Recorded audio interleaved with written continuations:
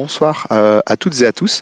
Donc bienvenue à ce nouveau meet-up. Donc aujourd'hui, on a l'occasion d'accueillir vraiment avec honneur notre DRH du coup Emmanuel Pays pour ce nouveau sujet du coup notamment sur le management. Et aujourd'hui, ça sera sur le management de soi. Donc Emmanuel, je te laisse la main pour pouvoir nous en dire plus.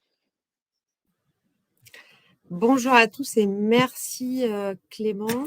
Alors c'est à moi que vous faites l'honneur de m'inviter encore une fois à la Comet Soft Skills sur un thème compliqué, hein, le management, et tellement compliqué qu'on a décidé d'y dédier 3 meet-up. Hop, si on se remet sur le slide. 3 meet-up, un premier qu'on va traiter aujourd'hui, qui va durer un peu moins de 45 minutes, sur le management de soi, un deuxième le 23 mai sur le management de la relation individuelle avec notamment le management situationnel, et puis un troisième qui va être dédié plutôt au management d'équipe, donc dans la dimension collective du management. Voilà un petit peu le programme sur ces 3 meet-up à venir. Alors, d'avance, bien sûr, traiter le management en 3 fois 45 minutes, une vie entière n'y suffirait pas. Donc, on va être forcément incomplet, imparfait. L'objectif, c'est pas de vous redonner un cours magistral sur le management, c'est plutôt finalement de vous faire un retour d'expérience sur ce que moi j'ai vécu d'un point de vue managérial, ce que j'ai pu lire, ce qui m'a fait progresser, et aussi les échanges et les feedbacks que j'ai eus avec d'autres managers. Donc, c'est pour ça qu'on essaiera à la fin de chaque session de laisser pas mal de temps pour les questions. Hop, on peut se mettre en carrousel. Alors, donc le management. Pour démarrer sur ce management du jeu, peut-être vous expliquer un petit peu mon histoire personnelle en management, parce que moi, ça fait une quinzaine d'années, j'ai démarré en fait mon aventure managériale en juin 2007. D'ailleurs, j'ai démarré par une insomnie, vous voyez, ça démarrait bien. Parce que tout d'un coup, je me suis vue confier la responsabilité de 42 personnes. Et donc, depuis, eh bien, j'ai progressé principalement par essai-erreur, hein, puisque c'est un exercice où finalement, on le verra tout à l'heure, on ne naît pas manager, on le devient. Donc, il y a une mue, il y a une transformation managériale. Je continue régulièrement à faire des erreurs managériales, mais j'essaie de ne pas faire les mêmes. En tout cas, j'essaie de progresser sur le sujet. Donc, 15 années dans un contexte, dans un environnement de travail qui a bien changé, on le verra tout à l'heure, mais finalement avec toujours les mêmes problématiques, puisque le management, il y a quelques règles essentielles, qu'on soit à distance, qu'on soit sur place, qu'on manage des équipes juniors ou un peu plus seniors. C'est ce qu'on va essayer de voir pendant ces meet-ups. Alors, pour revenir sur la présentation, on va commencer traditionnellement par essayer de définir le management. Alors, c'est un domaine qui est abondamment documenté, hein, la littérature grise, la recherche. Donc, on va essayer de faire très, très rapidement. Et j'essaie de mettre en avant ce qui, moi, me paraît être important dans le management. D'abord, faut-il le rappeler, le management, c'est un acte de gestion. Donc, c'est un acte de gestion qui s'inscrit dans une entreprise, dans une collectivité. Et comme tout acte de gestion, il va avoir des objectifs et des moyens qui sont impartis pour atteindre ces objectifs dans le cadre d'une stratégie globale d'entreprise. Donc, on est dans un acte de gestion, mais déjà, il y a une première difficulté dans le management, c'est que parmi les moyens qu'on a à sa disposition, on parle de moyens humains. Donc, cet acte de gestion, il implique pour les people managers, en tout cas, il y a des managers qui ne managent pas des équipes, qui vont manager des projets, ça va être de manière transverse, mais ça implique la mobilisation de personnes. Donc, c'est là, il y a une première difficulté parce que on a d'un côté un acte très rationnel qui est un acte de gestion, et puis de l'autre côté, cette fameuse matière molle, hein, donc la personne humaine avec sa complexité, sa difficulté de lecture. Et donc, il va falloir combiner cette gestion, ces objectifs de l'entreprise, avec la mobilisation de personnes.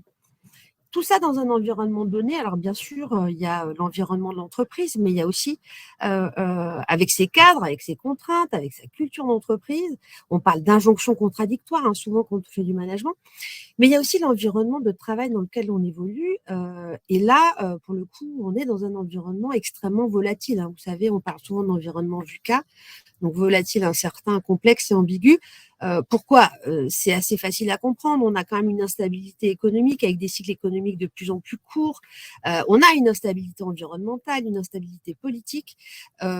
Et puis, le monde du travail change drastiquement. Le télétravail existait avant le Covid, mais il est devenu incontournable. Alors, je rappelle, le télétravail, quand même, c'est uniquement 40% des salariés en France. Hein. C'est un fait, mais on a commencé à tester du travail hybride. On parle d'autonomie, on parle de management libéré. Il y a beaucoup de choses qui affectent le monde du travail aujourd'hui. On parle également d'intelligence artificielle. Donc, tout ça, on va dire, va impacter en première ligne l'exercice managérial dans sa complexité, avec des notions qui ont beaucoup évolué au travers du temps, parce que il y a quelques années, l'origine des théories managériales nous parlait plutôt, avec Fayol notamment, de command and control. Hein. Quand on était manager, on était formé au recadrage, à la fixation d'objectifs, dans une optique très verticale. Hein, c'était une vision verticale de l'exercice managérial.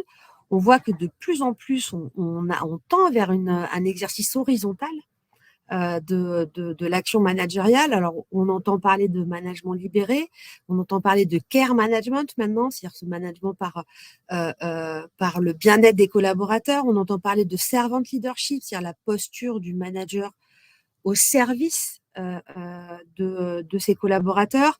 Et puis, plus récemment, on entend parler de bot manager. Ça m'a beaucoup fait rire. J'ai vu des articles, je ne sais pas si vous les avez vus aussi, où on nous explique que les managers font partie des métiers qui vont être remplacés par l'intelligence artificielle, puisque on saura gérer la motivation via de l'intelligence artificielle avec des enquêtes régulières, etc.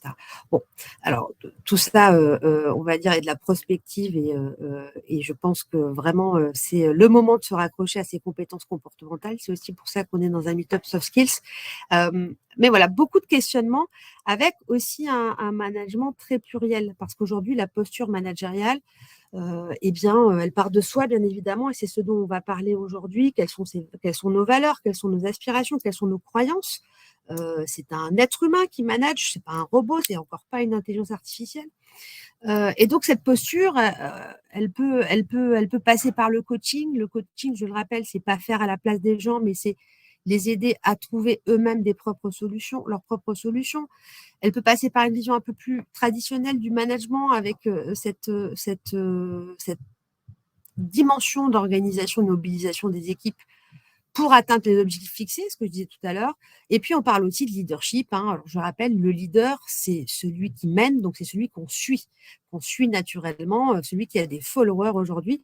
Et là, on attache traditionnellement au leadership cette notion de sens et de vision, donc de posture globale. Donc, un management pluriel et puis un management confronté, je le disais, à un environnement très instable et dans l'entreprise et parfois en dehors de l'entreprise. Alors, une fois qu'on s'est dit ça, quel est l'impact du manager? Ça sert à quoi un manager? Et c'est la question qu'on doit sans doute se poser nous-mêmes avant de commencer à faire du management. Et donc là, je vous partage cette phrase qui est bien connue, qui nous dit quoi? Qui nous dit: on rejoint une entreprise, on quitte un manager.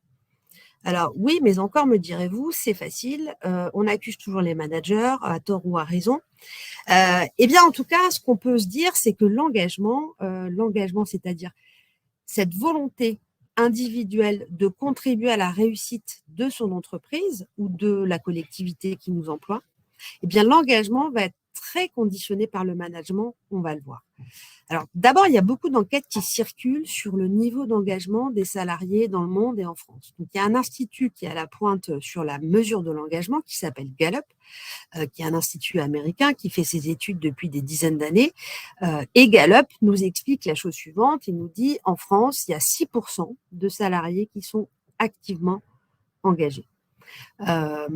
Alors, des salariés activement engagés, c'est quoi? Ce sont des salariés qui, tous les matins, quand ils vont travailler, eh bien, se disent qu'ils veulent contribuer activement à la réussite de leur entreprise.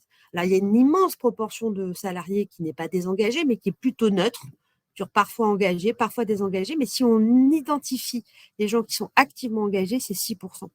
Ça paraît très faible et si on le ramène, alors on sait qu'en Europe, on a un niveau d'engagement généralement plus faible qu'en Amérique du Nord si on compare ces deux continents. Et la France fait partie des pays où il y a la plus faible proportion de salariés engagé. Donc, une fois qu'on a parlé d'engagement, on se dit, qu'est-ce que ça provoque l'engagement? Moi, quand je suis manager, bon, on parle d'engagement, mais quels sont les effets d'être engagé ou désengagé dans une équipe? Alors là, c'est les résultats d'une étude de 2013 qui a été mise à jour depuis, mais on est sur des tendances comparables. On sait que des salariés désengagés, ça provoque de l'absentéisme, ça provoque des accidents du travail, ça provoque un turnover plus important dans l'entreprise. A contrario, on sait que l'engagement des salariés va avoir un impact direct sur la satisfaction client, va avoir un impact direct sur la productivité et va avoir un impact direct sur la rentabilité des entreprises. Donc, il y a un lien. Une des questions qu'on doit se poser à fortiori quand on fait du management, c'est le niveau d'engagement de son équipe. Et on doit se la poser d'autant plus que le manager va impacter directement cet engagement. 70% du niveau d'engagement des équipes est imputable au manager. C'est énorme. Alors, l'engagement, vous me direz, il est plurifactoriel. Ça va être ses conditions de travail, ça va être la qualité des relations qu'on va entretenir avec ses collègues, ça va être l'intérêt de sa mission. Il y a plusieurs éléments qui impactent l'engagement. Mais le niveau de variance le plus élevé, c'est-à-dire le facteur qui a le plus d'impact sur l'engagement des équipes, c'est le manager. Donc, une très lourde responsabilité quand on fait du management, puisque derrière, ça va conditionner beaucoup de choses. Et c'est peut-être une statistique que vous connaissez également, mais on dit que 50% des salariés ont déjà quitté leur travail à cause d'un manager. Donc là, vous dites, oh là là, on commence un cycle sur le management, c'est avec un petit peu de pression déjà, on se dit, quelle responsabilité. Oui, il faut en avoir conscience, on a une responsabilité, ça fait aussi partie de l'intérêt du job, parce que, vous le voyez ici, ça sert à quelque chose, et le manager impacte profondément la performance de son équipe. Et c'est ici que je voulais revenir, j'en avais déjà parlé à l'occasion d'une autre comète sur la vision qu'on va avoir et le rapport au travail, parce que souvent l'engagement est aussi conditionné au regard qu'on va porter sur son environnement de travail. Alors, je vais faire appel ici aux théories XY de McGregor, qui est un sociologue américain qui a fait pas mal d'études dans les entreprises américaines dans les années 60, et qui a dit, voilà, il y a finalement deux postures face au travail. Il y a une posture un petit peu passive pour les entreprises qui vont considérer que le travail est un effort pour chaque salarié, que puisque c'est un effort et que ce n'est pas naturel, il faut contrôler que le travail se passe bien. Donc, puisque moi, en tant que salarié, on me contrôle, s'il y a contrôle, il y a sanction, je vais surtout ne pas prendre de risques pour ne pas être sanctionné. Et donc, je ne vais pas avoir non plus envie de prendre de responsabilité, ce qui va amener l'organisation à contrôler davantage. Donc, ça, c'est la vision X des théories XY de McGregor. Et il y a une autre vision dans les entreprises qui va s'affronter. Dans ce cadre-là, il faut faire confiance et déléguer. Puisqu'on me fait confiance, je vais prendre des initiatives. Qui dit prendre des initiatives, prendre de nouvelles responsabilités. Et dans ce cas-là, il faudra déléguer davantage dans ce cercle vertueux d'empowerment, c'est-à-dire de responsabilisation des individus de façon à ce qu'ils aient plus de latitude dans leur quotidien. Et donc, pourquoi je vous parle de ça quand on parle de management? C'est que d'abord, quand on commence à faire du management, et là, on est un peu dans les croyances, quel regard nous-mêmes, managers, portons sur le monde qui nous entoure et portons sur la posture des gens par rapport au travail. Il est évident que si moi, manager, je pense que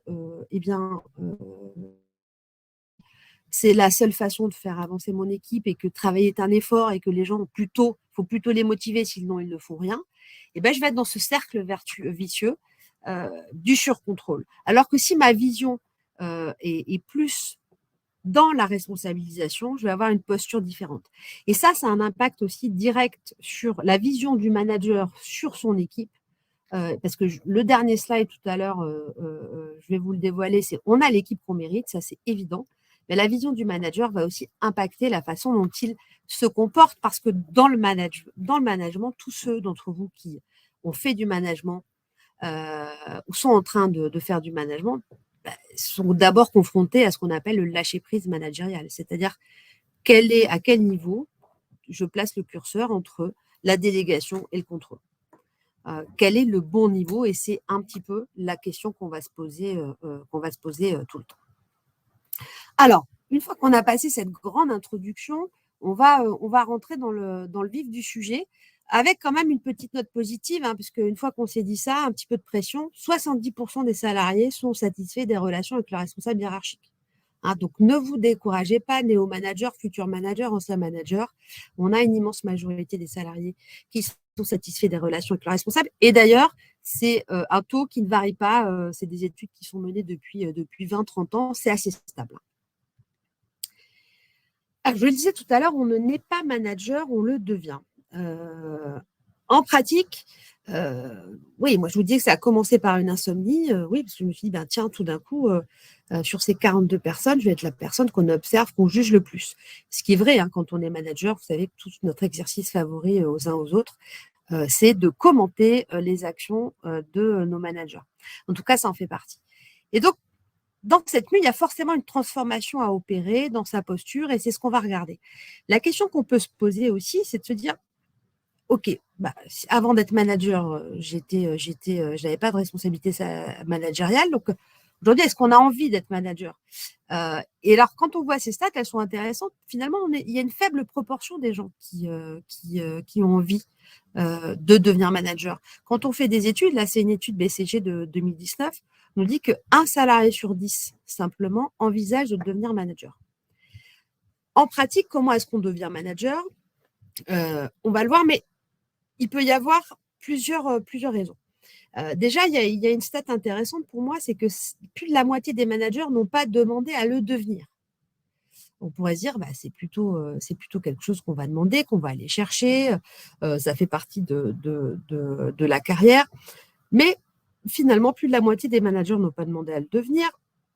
On compte aujourd'hui, on va dire, parmi tous les salariés, un salarié sur 3 qui a des fonctions managériales. Alors attention, parmi ces fonctions managériales, il y a beaucoup de personnes qui font du management de projet, donc qui ne sont pas en relation de people management. C'est une fonction qui reste encore surreprésentée chez les hommes et sous-représentée chez les femmes, puisque parmi les salariés français, on est à peu près 50% de femmes et 50% d'hommes. Vous voyez qu'il y a uniquement 37% de femmes parmi les managers. Et quand on zoome sur ces managers, eh bien, on voit que plus de la moitié encadrent moins de 6 personnes. C'est-à-dire qu'on est plutôt, la majorité des personnes en situation de management sont des managers dits de proximité. Et puis, cette stat avec laquelle je commençais, qui est intéressante, c'est que finalement, ce n'est pas forcément quelque chose qu'on veut. Et si on regarde l'expérience des managers, parce que je commençais par dire que c'est vraiment un exercice qui s'apprend, eh bien, on voit qu'elle est très variable, hein, qu'on a des managers qui vont avoir dans leur immense majorité, enfin, si on fait les stats, dans leur majorité, moins de 5 ans d'expérience managériale, et qui sont assez représentatifs finalement de l'entreprise. Vous savez qu'aujourd'hui, il y a une majorité de génération X et Y, c'est-à-dire nés à la fin des années, à la fin du XXe siècle, début du XXIe siècle dans les entreprises. Et c'est assez représenté, puisqu'on a 45% de managers qui sont issus de la génération Y, donc qui ont entre 25 et 30 ans, 48% de la génération X, donc là plus de 40 ans, et puis 7% de baby boomers, donc là qui commencent à partir ou qui finissent par partir à la retraite. Voilà sur les managers. Et alors, quand on pose la question aux managers, parce que comme c'est un exercice compliqué, ce qui est étonnant aussi, c'est qu'on dit, voilà, la plupart d'entre nous, disons qu'on aime manager, 85%, mais simplement 22% aiment beaucoup manager. Alors, qu'est-ce que ça veut dire, beaucoup aimer manager?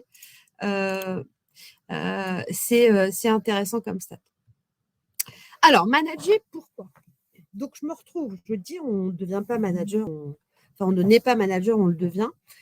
Donc, moi, comme c'est 54% de managers, je n'ai pas choisi de devenir manager. Hein. Tout d'un coup, on m'a expliqué que qu'on allait me confier ses responsabilités et que j'allais récupérer une équipe à manager.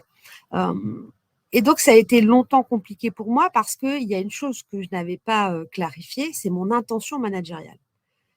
C'est-à-dire, pourquoi manager, oui, alors ça peut être une reconnaissance personnelle, ça peut être une reconnaissance de l'entreprise, ça peut être une aspiration individuelle ou pas, mais pourquoi est-ce qu'on manage? Et donc, dans mon cas, le jour où je me suis dit, finalement, moi, ce qui m'intéresse, pour moi, le management, ça va nourrir mon besoin de liberté parce que ça me permet d'avoir une plus grande latitude décisionnelle. Ça, c'était mon premier point. Et mon deuxième besoin qui va être nourri à travers le management, c'est le rôle d'éducateur, d'essayer d'accompagner la trajectoire et la progression des gens dans mon équipe. Eh ben, ça a donné du sens à mon action. Et aujourd'hui, on sait que le sens fait partie des principales requêtes des Français ou des salariés vis-à-vis de leur travail, hein, cette quête de sens, et elle commence par soi quand on manage. Et ça, c'est très important parce que ça va donner un fil directeur. Et ce sens, il est très personnel. Là, j'ai donné des exemples, mais ça pourrait être animer un collectif de travail, gagner en impact et en latitude décisionnelle. Il y a des gens qui disent, voilà, moi, ça va me permet d'avoir plus d'impact sur mon entreprise. Il y en a d'autres qui vont se dire, ça va me permettre directement d'avoir un rôle stratégique et de contribuer à cette stratégie, à la réussite de l'entreprise. Ça va permettre également de performer. Donc, voilà, les exemples sont multiples. C'est extrêmement personnel, mais moi, je suis convaincue qu'avant toute chose, il faut clarifier son intention managériale et donner un sens à son action. Si on ne donne pas de sens, ça devient très compliqué. Et communiquer sur ce sens-là aussi. Donc ça, c'est un point qui me paraît très important quand on démarre dans la fonction managériale. Le pourquoi. Ensuite, une fois qu'on s'est dit ça, comment ? Alors, comment je manage ? Ça, c'est la question qu'on se pose tous quand on démarre. Quel est le style ? Quelle est la posture ? Et donc, on va essayer là d'avoir quelques tips pratiques, pratico-pratiques. Alors, d'abord, premier écueil, vous savez que le manager, soudain, se voit atteint le jour où il devient manager de plein de syndromes différents. Alors, je ne sais pas si vous avez des idées de syndromes, là, je vois dans le chat. Est-ce qu'il y a des choses qui vous paraissent plus représentatifs que d'autres ? Alors, je me marre parce que je regarde les commentaires dans le chat. Mais... Alors, premier syndrome, le syndrome de l'imposteur. Alors, celui-là, c'est, voilà, tout d'un coup, vendredi, je n'étais pas manager. Lundi, je deviens manager. Et donc là, on va dire, les plus lucides d'entre nous qui ont un petit peu peur de l'exercice vont se dire, mais je n'ai pas les compétences, en fait. Je ne sais pas faire, je ne sais pas tout faire. On me demande de manager une équipe, mais je ne sais pas faire tout ce que l'équipe sait faire. Je n'ai pas de légitimité. Donc ça, c'est un syndrome extrêmement courant dans la prise de poste managériale. Alors, qu'est-ce qu'on fait quand on est atteint de ce syndrome de l'imposteur ? On l'accepte, en fait. C'est-à-dire que on va dire dans la légende ou la figure managériale légendaire, on va dire, mais le manager, je vais voir tout à l'heure, il est omniscient, omnipotent, il sait tout faire. Moi, je pense qu'il y a une phrase qui peut régler quand même pas mal de sujets quand on est manager et qui simplifie les rapports à l'équipe, c'est quand on ne sait pas, dire je ne sais pas, en fait. Et apprendre et avoir une petite dose d'humilité qui nous permet quand même de régler les rapports aux autres beaucoup plus facilement. Donc, ce syndrome de l'imposteur, il peut nous amener à surcompenser sur un certain nombre de choses. Donc, c'est un syndrome parmi d'autres parce que de l'autre côté du spectre, on a le syndrome du petit chef. Alors, celui-là, on l'adore tous. Donc, le syndrome du petit chef, moi, je l'appelle aussi le syndrome du videur de boîte de nuit. Mais ça correspond à tous ces gens qui, dès qu'ils sont investis d'un pouvoir, c'est assez grisant le pouvoir, hein, quel qu'il soit, ont tendance à en abuser ou à surjouer un petit peu, justement. Et ça peut être lié, on peut démarrer avec un petit syndrome de l'imposteur en disant « je ne suis pas capable, donc je vais surcompenser et vouloir faire preuve d'autorité ». Or, quand on a de l'autorité, on n'a pas besoin de démontrer cette autorité. Hein. Ça, c'est quelque chose d'assez net. Mais ce syndrome du petit chef, on l'a tous vu, on l'a tous subi, on l'a peut-être fait nous-mêmes. Donc ça, c'est aussi un mal qui atteint le manager. Il y a un autre syndrome qui est intéressant, c'est ce qu'on appelle le syndrome du sauveur. Alors, qu'est-ce que c'est que le syndrome du sauveur ?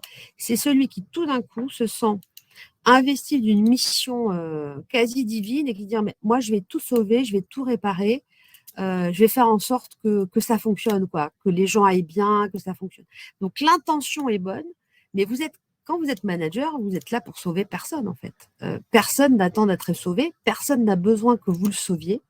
Donc, vous êtes là pour porter pour ajouter votre pierre à l'édifice, mais certainement pas pour sauver vos collaborateurs. Attention au syndrome du sauveur, parce que lui peut être un peu intrusif et il peut souvent mal faire en voulant bien faire. Un autre syndrome qu'on voit aussi dans l'entreprise, c'est le syndrome du copain. Alors, le syndrome du copain, c'est celui souvent qui ne sait pas comment bien se positionner parce que c'est peut-être celui qui a été promu dans l'équipe. Voilà, jusqu'à présent, il faisait partie de l'équipe. Et puis, du jour au lendemain, il devient chef. Donc, il se dit, bon, bah, je vais pas devenir petit chef tout d'un coup parce que quand même, j'aime bien mes collègues et j'ai envie qu'on continue à bien s'entendre. Donc, on va faire un peu manager copain. Donc, on va rester proche, je ne vais pas trouver la bonne distance. Il ne va pas y avoir vraiment de relation hiérarchique entre nous. Ça a quand même aussi des effets pervers parce que, et on va le voir tout à l'heure, parce que le management, ça induit une certaine distance. C'est-à-dire que quand vous êtes dans une relation de copinage avec vos équipes, le jour où il faut recadrer, où il faut durcir un peu le ton parce que ça arrive, le manager, c'est aussi de manager des difficultés, et ben c'est plus compliqué quand on est dans le rôle du copain. Et puis, alors, le dernier syndrome, c'est celui de l'omniscient. Donc, c'est le manager, vous savez, qui sait tout, voit tout et a réponse à tout. Sachant que tous, on fait tous la même erreur quand on commence à manager, c'est qu'on pense que la meilleure façon de faire, c'est la nôtre. Pourquoi? Parce que c'est celle qu'on fait naturellement sans s'en rendre compte et c'est celle qu'on trouve la plus efficace. Donc, on va essayer de l'appliquer à tout le monde. Et donc là, on va vite se heurter à l'altérité, au fait que les gens fonctionnent différemment. Mais le manager omniscient, lui, il laisse pas la place aux autres. Et je pense qu'il nourrit surtout un petit, on va dire, une petite névrose personnelle d'insécurité, puisque finalement, quand on sait les choses, on n'a pas besoin de le déclamer partout. Mais vous voyez, on a plein. C'est assez drôle parce que dans les personnages de managers qu'on peut rencontrer au cours de sa vie et nous-mêmes, on est tous tombés dans un ou plusieurs syndromes. Et donc, une fois qu'on s'est dit ça, on s'est dit, bon, il faut que j'évite quand même certains pièges. Comment je manage? Alors, j'ai essayé quand même de choisir quelques, on va dire, qualités, caractéristiques, soft skills du manager. Il y en a beaucoup.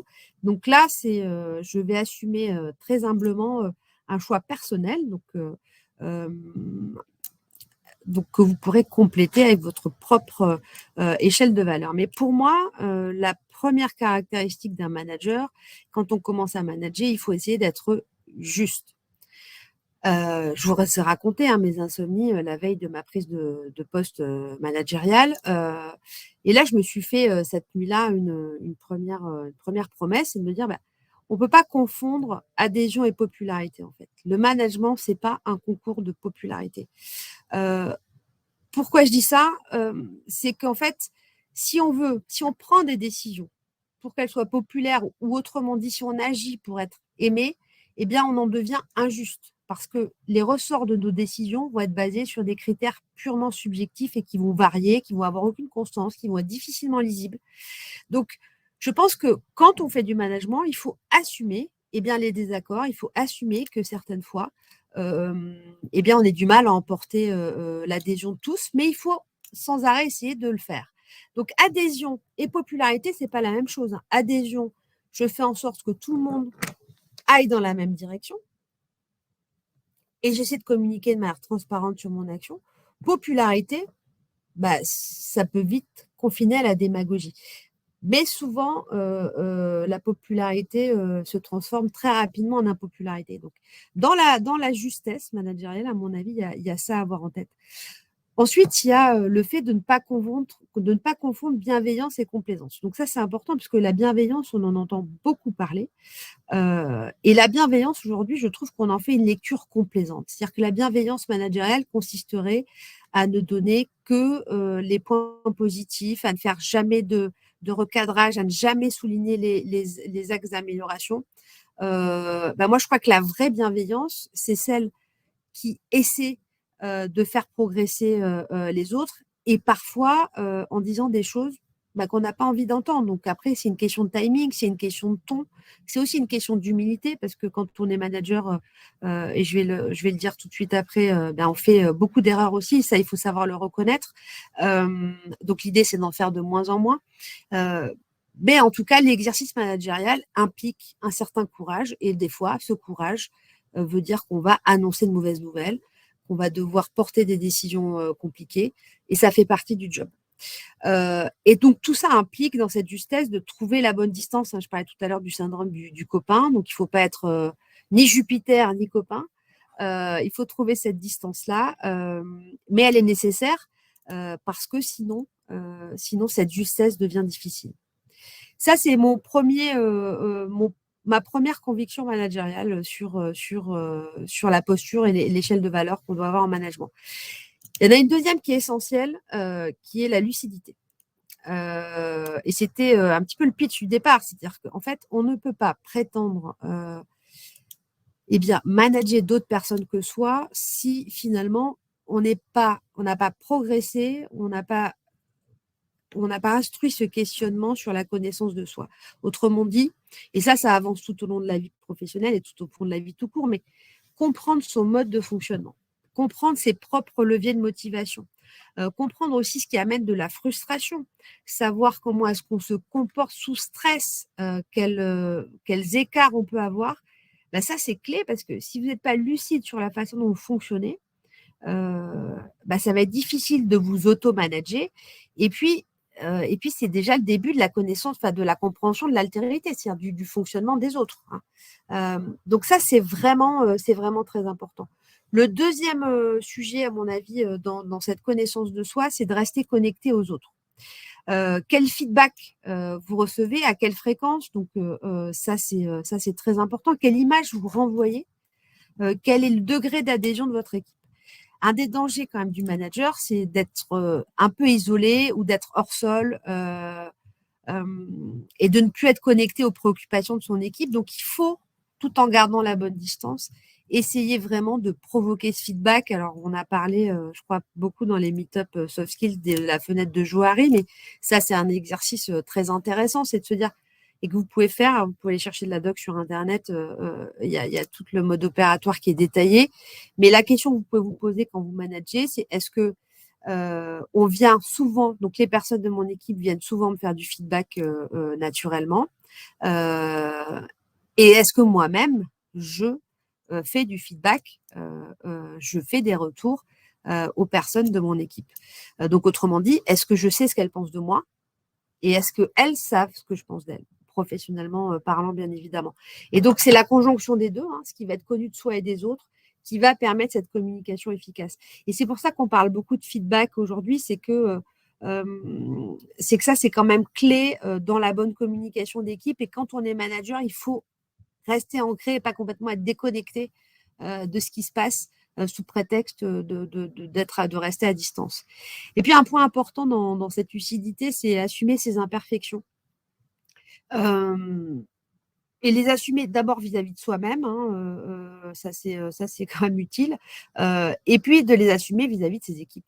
Je crois que c'est ce que je disais tout à l'heure sur le manager omniscient, c'est-à-dire que quelqu'un qui prétend tout savoir, tout connaître, ne pas faire d'erreur, n'est pas très crédible, et que cette posture tend à avoir des effets plus délétères que celle qui consiste à dire « je me suis trompé, je ne sais pas faire, tu es meilleur que moi dans certains domaines ». Donc, assumer ses imperfections, c'est clé, je trouve, dans la posture managériale. Et surtout, ça permet, et ça, c'est quelque chose, je trouve, que moi, en tout cas, j'ai appris au fil des années, ça permet de s'entourer de gens qui nous sont complémentaires. C'est-à-dire, si on n'a pas cette lucidité sur ce qu'on sait faire ou ce qu'on ne sait pas faire, on va avoir tendance à reproduire un peu des gens qui nous ressemblent, à s'entourer, à cloner un petit peu l'équipe. C'est ce qui arrive assez souvent. Et ce qui conduit souvent à des résultats qui ne sont pas très intéressants, puisque si tout le monde fonctionne de la même façon, et bien confronté au problème, on va tous avoir les mêmes solutions, et c'est pas très efficace. Donc voilà, assumer ses imperfections, je trouve que ça fait honneur à tout manager, et ses équipes ne le respectent que plus. Donc juste lucide, tout ça pour finalement être authentique parce que alors on a tous des rôles modèles. Moi, je me suis inspirée. Moi, j'ai eu des exemples, des contre-exemples. J'ai eu des managers. J'ai eu 16 managers dans ma vie managériale. Des managers qui m'ont beaucoup marqué et qui m'ont inspiré. D'autres managers qui m'ont beaucoup marqué parce qu'ils m'ont traumatisé. Donc voilà, je pense que c'est intéressant aussi de trouver son propre style managérial. Et les gens vont vous suivre pas parce que vous êtes plus intelligent, pas parce que vous êtes plus performant, pas parce que vous avez plus de pouvoir. Les gens vont vous suivre aussi parce que vous êtes vrai quelque part. Et cette authenticité-là, donc notamment dans le fait d'assumer ses imperfections et de donner ses règles du jeu, elle est très importante pour moi pour remporter l'adhésion des équipes. Donc voilà sur le management de soi, ces 3 aspects qui me semblent très importants quand on commence à manager, s'efforcer d'être juste, gagner en lucidité, travailler sur soi et puis trouver son propre style en visant l'authenticité puisque après tout, les copies sont toujours moins réussies que l'original. Et donc tout ça nous amène à quelque chose de très simple à faire au niveau managérial, c'est quand on commence à manager, de fixer les règles du jeu.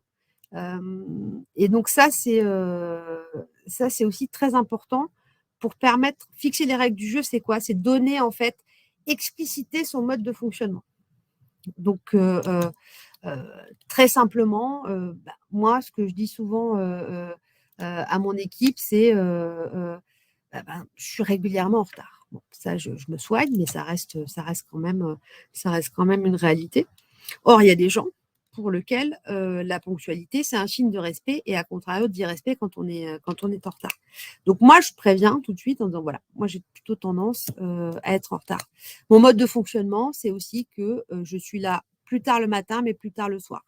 Donc ça, mes horaires, elles sont décalées dans ce sens-là.